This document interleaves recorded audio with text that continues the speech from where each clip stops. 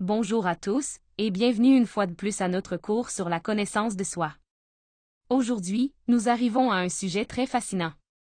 C'est la conférence numéro 33 du cycle des 50 conférences qui forment la première étape, la phase A, de ce cours. Le but de ces études est de nous fournir les outils essentiels pour éveiller notre conscience et découvrir véritablement qui nous sommes. Dans cette conférence, nous allons nous concentrer sur deux lois universelles remarquables, la loi des octaves et la loi de l'entropie. L'objectif de ce sujet est de comprendre comment ces deux lois opèrent, comment elles nous influencent et nous conditionnent, et surtout comment, en prenant conscience, nous pouvons apprendre à les utiliser en notre faveur. Grâce à l'application sage des octaves musicales, et en apprenant à surmonter l'entropie, la force qui nous pousse constamment à nous conformer, à devenir comme le reste de l'humanité, nous pouvons éviter de descendre sur le chemin de l'autoréalisation intime de notre être. De cette manière, nous pouvons atteindre ce grand but en une seule existence.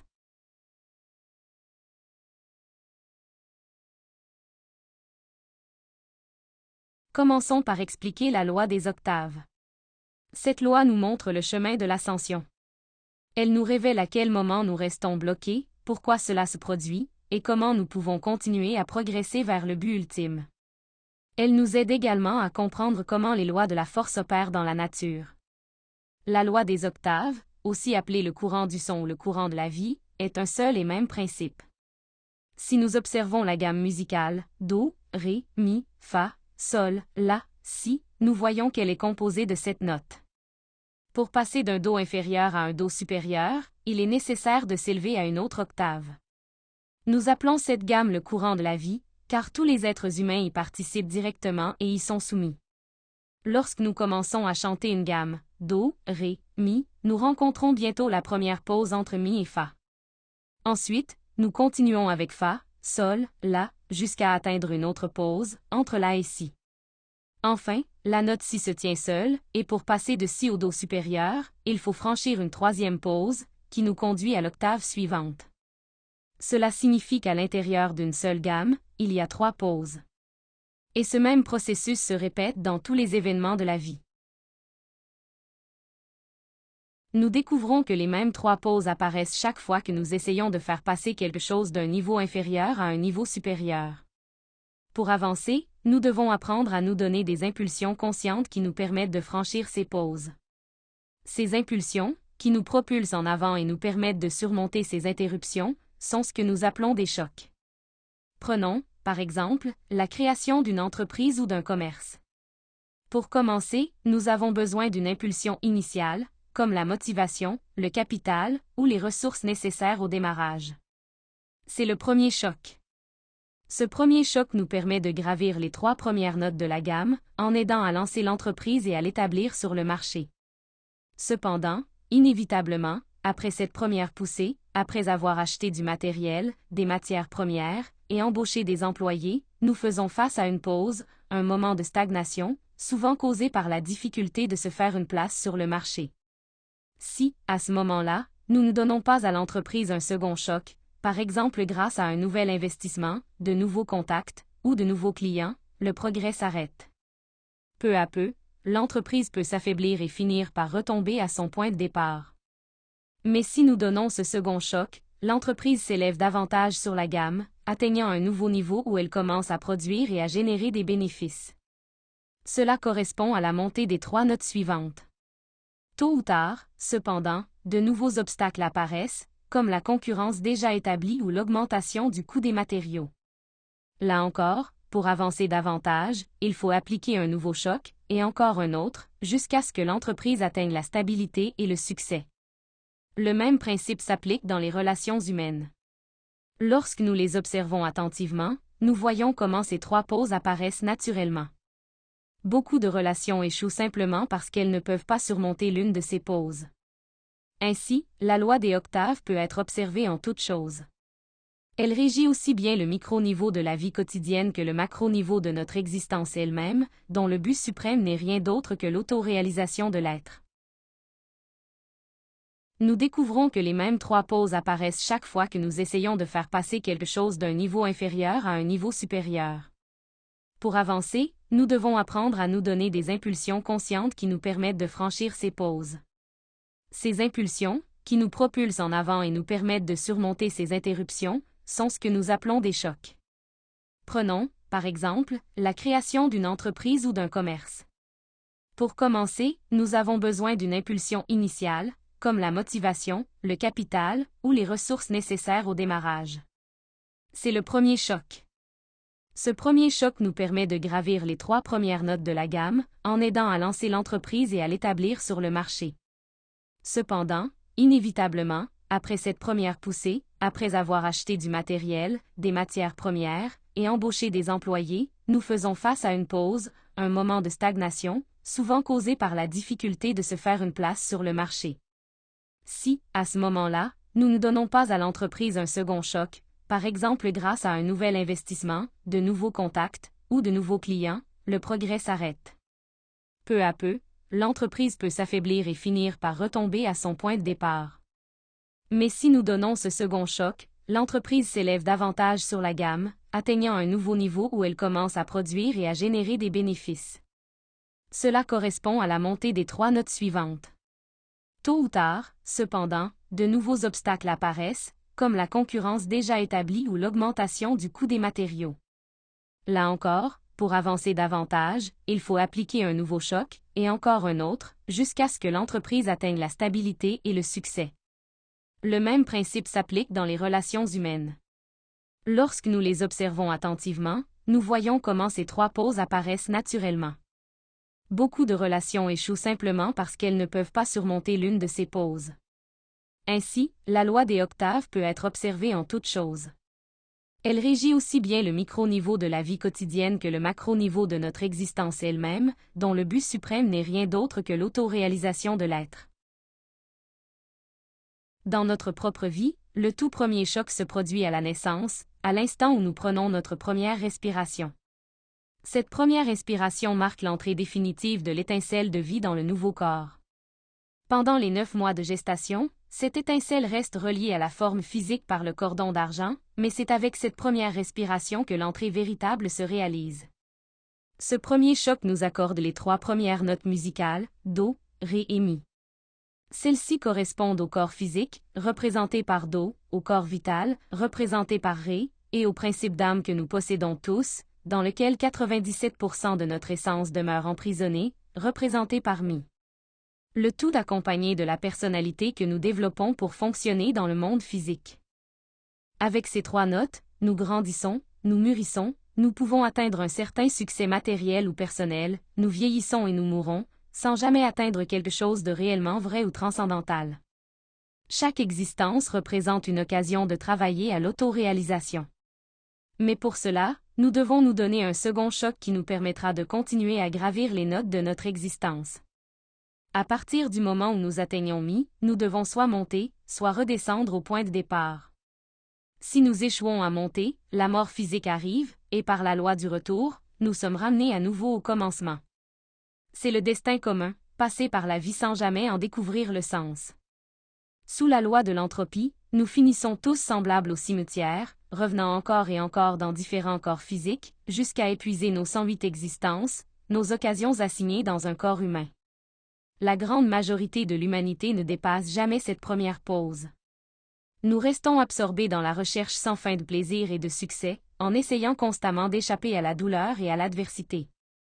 C'est ce à quoi fait référence la Genèse lorsqu'elle parle des hommes du 3e jour, des âmes fascinées par la simple existence, hypnotisées, et inconscientes de la véritable raison de leur être.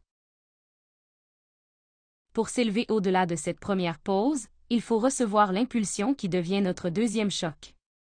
C'est la force qui nous permet de briser la stagnation et de poursuivre notre ascension vers l'être.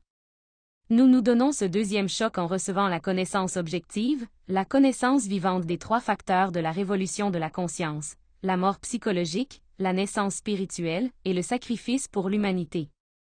Grâce à ces principes, nous découvrons que notre existence possède un but bien plus grand que ce que nous avions jamais imaginé. Pourtant, très peu réussissent à trouver cette connaissance pure parmi les innombrables théories et écoles pseudo-ésotériques qui nous entourent.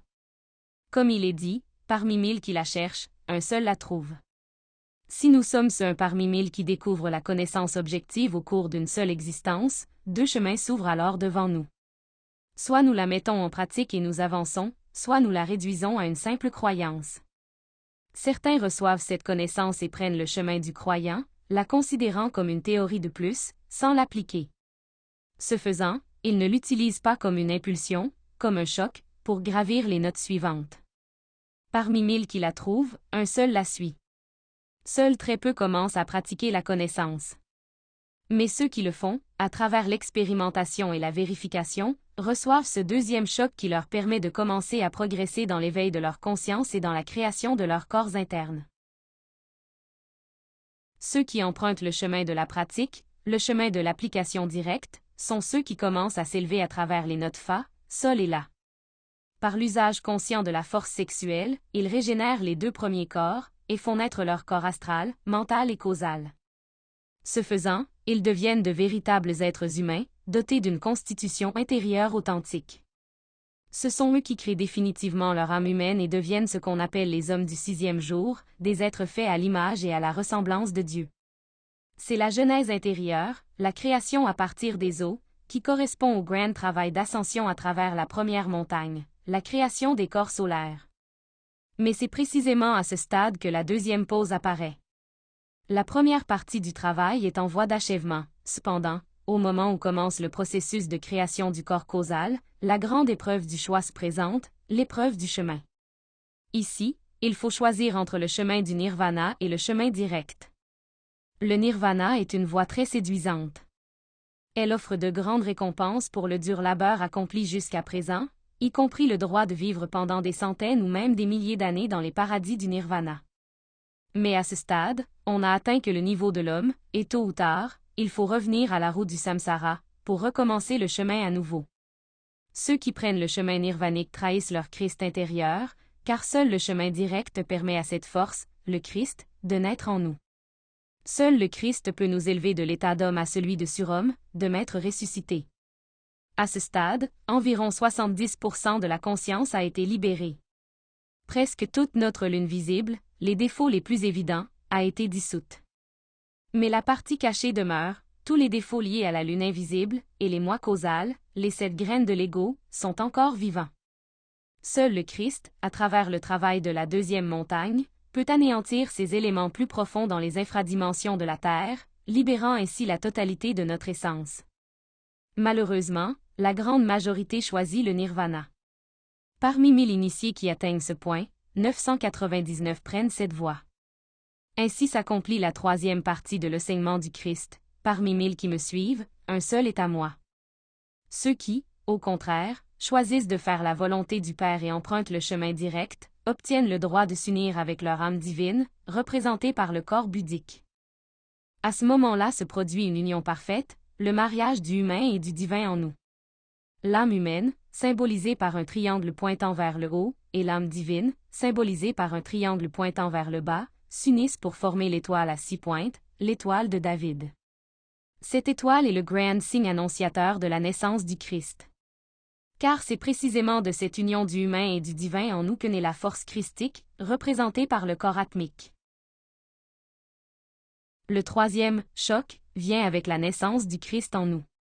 Cette force divine nous donne l'énergie nécessaire pour entreprendre le grand travail de la deuxième montagne, le chemin vers l'autoréalisation totale. La deuxième montagne est l'apocalypse intérieure, la destruction complète par le feu de tous les éléments infrahumains qui vivent encore en nous. C'est avec ce troisième choc que nous surmontons la deuxième pause et que nous gagnons le droit à la note Si, l'étape finale avant d'atteindre le Do supérieur.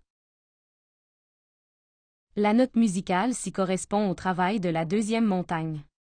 Sur cette montagne, les corps solaires, ou véhicules intérieurs, doivent être transformés en véhicules d'or pur, afin que la force christique puisse s'incarner totalement dans l'être humain. C'est ici, sur la deuxième montagne, que se réalise toute la descente de notre Christ intérieur dans les infradimensions de la Terre. Cette descente a un seul but, éradiquer la moindre ombre de l'ego, éliminer les germes mêmes de l'ego, les 7 moi causales. L'Apocalypse, dans son sens ésotérique, signifie « la fin par le feu ». Elle fait référence à l'étape où notre Christ intérieur, qui comme nous l'avons vu dans la conférence 28, est le feu vivant en nous, accomplit l'œuvre complète de la mort psychologique. Le processus d'anéantissement des « moi » causal est la troisième et dernière pause que nous devons affronter sur le chemin de l'autoréalisation. Pour surmonter cette troisième pause et atteindre la note Do supérieure, un quatrième choc est nécessaire. Celui-ci se produit au moment précis où l'élimination des « moi » causal, l'œuvre complète de mourir en soi-même, a été accomplie. À ce moment-là, la résurrection devient possible. L'initié se relève comme un être nouveau, tièrement libre de l'ego. Ce triomphe met fin au travail de la deuxième montagne et ouvre la voie à la troisième montagne, la montagne du sacrifice pour l'humanité.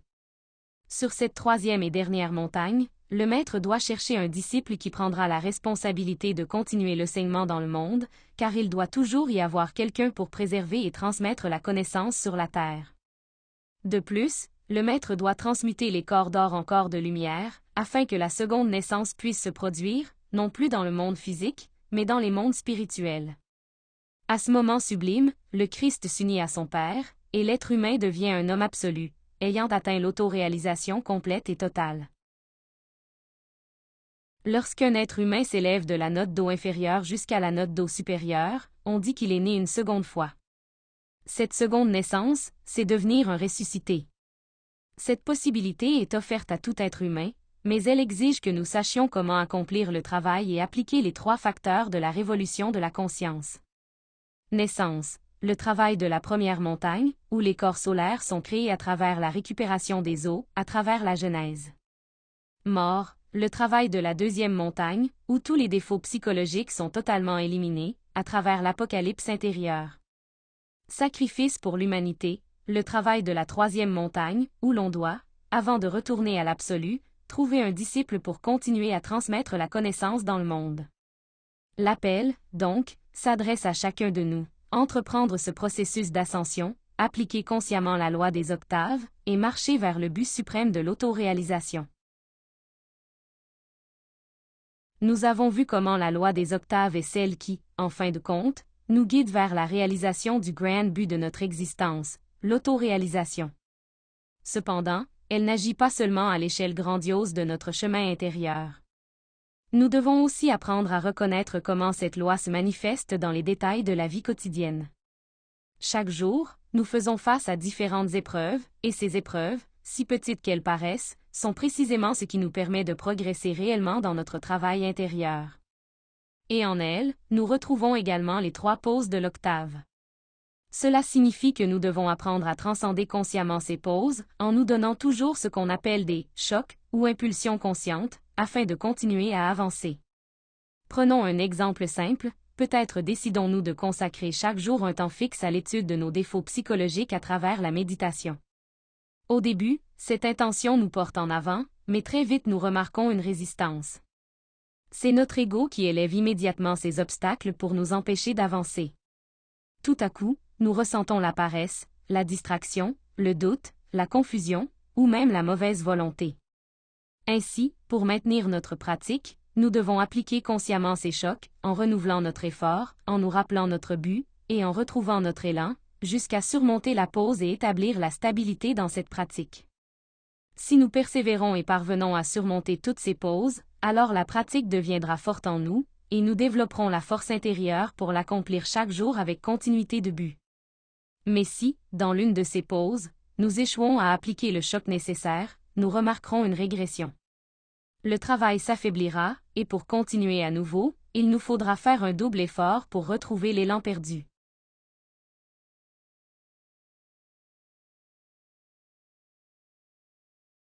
Abordons maintenant une autre grande loi qui régit la vie dans ce monde physique, la loi d'entropie. Cette loi est aussi connue sous le nom de loi d'égalisation. Tout ce qui existe dans le domaine physique y est soumis. Par exemple, si nous plaçons une casserole pleine d'eau chaude à côté d'une autre pleine d'eau froide, que se passera-t-il? L'entropie commencera immédiatement son travail. Il y aura un échange de chaleur et de froid jusqu'à ce que, finalement, les deux casseroles atteignent la même température. Nous pouvons aussi observer ce principe dans un autre cas simple. Si nous plaçons un fruit pourri parmi un groupe de fruits frais, bientôt la pourriture se propagera, et tout le groupe finira abîmé, égalisé aux fruits détériorés. C'est exactement ce que fait cette loi. Elle tend toujours à abaisser les choses jusqu'au niveau le plus bas, en les égalisant au plus faible, à la vibration la plus basse possible. Cependant, nous devons comprendre que la loi d'entropie n'est pas seulement négative, elle accomplit aussi une fonction très importante dans notre travail intérieur. Elle nous fournit la résistance nécessaire pour développer une véritable force. Pensons à quelqu'un qui veut développer la force physique. Cette personne doit utiliser des poids, des éléments qui lui opposent une résistance, car seule cette résistance permet aux muscles de devenir plus forts. De la même manière, si nous voulons développer la force émotionnelle, mentale et même sexuelle, nous devons apprendre à affronter et à surmonter nos faiblesses, en nous élevant continuellement au-dessus de la force dégénérante de l'entropie. Le problème, c'est que très peu de personnes savent utiliser cette loi de manière consciente. La plupart abandonnent dès qu'elles rencontrent une résistance. L'humanité a tendance à choisir ce qui est facile, et le chemin le plus facile est toujours celui qui descend. C'est pourquoi des millions de personnes sont piégées sur le chemin de l'entropie. Comme elles ne travaillent pas sur elles-mêmes, elles dégénèrent peu à peu. Leur mental s'émousse, leur centre d'énergie tombe dans un déséquilibre plus profond, et elles deviennent de plus en plus esclaves des vices, du matérialisme, de la pornographie et de la violence. Nous pouvons observer comment l'entropie agit en nous-mêmes dans des situations très ordinaires. Par exemple, lorsque nous voulons automatiquement faire ce que tout le monde fait, simplement parce que c'est populaire. Nous suivons la série télévisée à la mode, nous cherchons à imiter la célébrité du moment, ou nous nous immergeons dans la poursuite sans fin de l'argent et du plaisir, comme tout le monde. L'entropie se manifeste aussi lorsque nous sommes avec des amis qui commencent à critiquer ou à médire de quelqu'un, et qu'au lieu de rester conscients, nous nous laissons emporter. Nous voulons savoir ce que tout le monde dit, nous participons, et nous ajoutons notre propre opinion. Un autre exemple, peut-être rentrons-nous à la maison de bonne humeur, mais nous trouvons une dispute entre les membres de la famille. Au lieu de garder notre sérénité, nous nous laissons entraîner dans cette ambiance. Bientôt, nous sommes irrités et furieux, sans nous rendre compte que la loi d'entropie nous a simplement abaissés à la même vibration négative. Le grand danger de tomber dans l'entropie est que nous perdons l'élan même qui nous poussait à avancer dans notre travail intérieur. Une fois pris dans son courant, cette loi nous nivelle, et à la fin, nous arrivons tous au même point. Nous traversons la vie sans avoir vécu un véritable processus de libération, sans avoir éveillé notre conscience. Peu importe que nous ayons accumulé des richesses, de la gloire ou du prestige. Peu importe que, lorsque vient le moment de la mort, nous soyons déposés dans un cercueil d'or, ou que nous mourions dans la pauvreté et soyons enterrés dans une simple boîte en bois.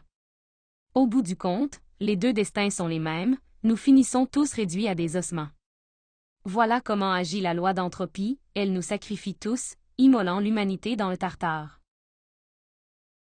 Et nous devons bien comprendre que la loi d'entropie marque tout ce qui existe.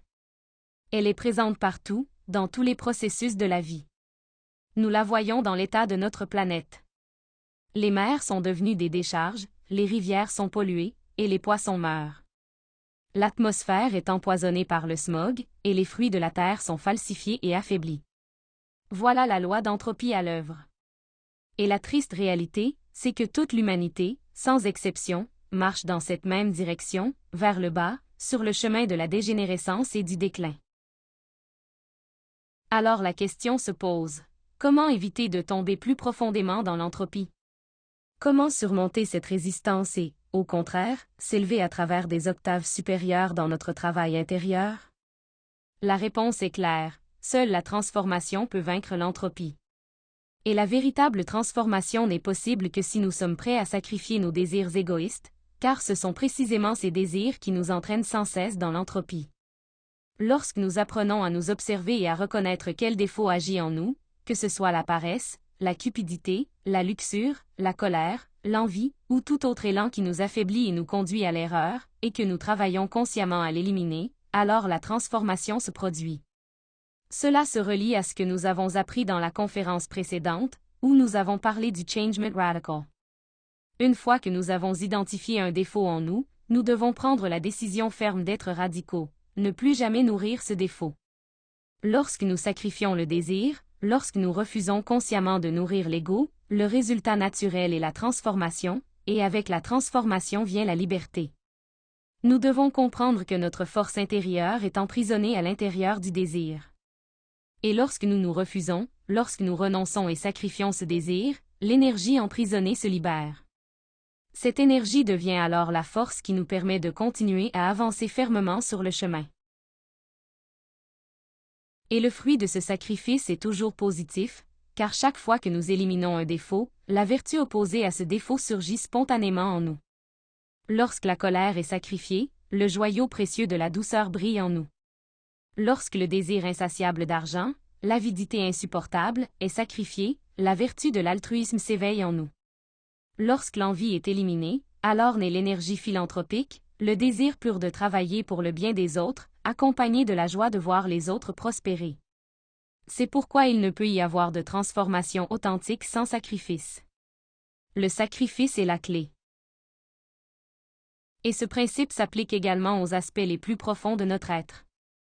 Lorsqu'une personne sacrifie ses impulsions sexuelles incontrôlées, le résultat de ce sacrifice est la transmutation de l'énergie, et de cette énergie surgit la création des corps existentiels de l'être.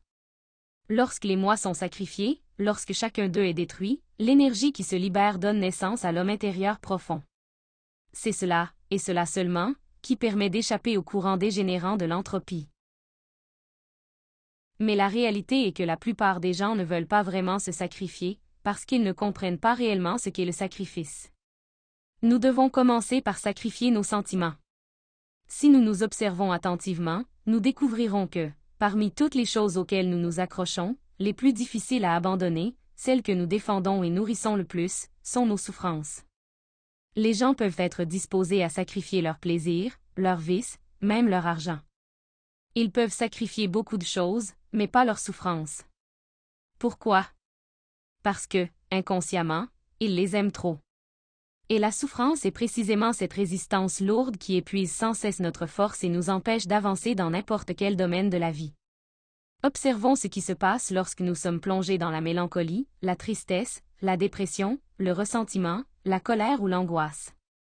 Si nous sommes sincères, nous verrons à quel point nous avons tendance à nous complaire dans ces états, à les nourrir de justifications et d'excuses sans fin, cherchant dans notre mental des raisons pour les prolonger. Mais la souffrance nous entraîne toujours vers les niveaux vibratoires les plus bas. Elle nous vole la force, l'esprit et la détermination nécessaires pour éveiller notre conscience. C'est pourquoi nous devons commencer par sacrifier nos sentiments, nos souffrances. Cela seul est déjà un grand pas pour vaincre la loi d'entropie. Nous ne devrions jamais permettre à la souffrance de prendre racine en nous. Nous ne devrions jamais continuer à penser à notre souffrance, à la revivre, à la nourrir. Lorsque nous sacrifions nos souffrances, lorsque nous éradiquons en nous les moi qui les engendrent, alors ces souffrances meurent, et leur énergie se transforme. Le résultat, c'est la naissance d'un homme ou d'une femme différente, capable de transcender la loi d'entropie. Avant de conclure, je veux ajouter quelque chose d'important à propos du sacrifice. Lorsque nous nous sacrifions pour les autres, lorsque nous consacrons notre temps et nos efforts à les aider à éveiller leur conscience, afin qu'eux aussi puissent se transformer et progresser spirituellement, nous recevons en retour une grande force pour continuer notre propre travail intérieur. C'est la récompense de l'amour. L'amour que nous démontrons à travers le sacrifice désintéressé pour l'humanité, nous revient sous forme d'une énergie renouvelée, nous donnant l'impulsion nécessaire pour avancer davantage sur notre propre chemin. N'oublions pas ce principe clé, il ne peut y avoir de transformation sans sacrifice. Et c'est ainsi que nous concluons la conférence d'aujourd'hui. Je remercie sincèrement tous ceux qui ont écouté, et j'espère que cet enseignement vous aidera à découvrir comment développer la force nécessaire pour accomplir votre propre travail intérieur.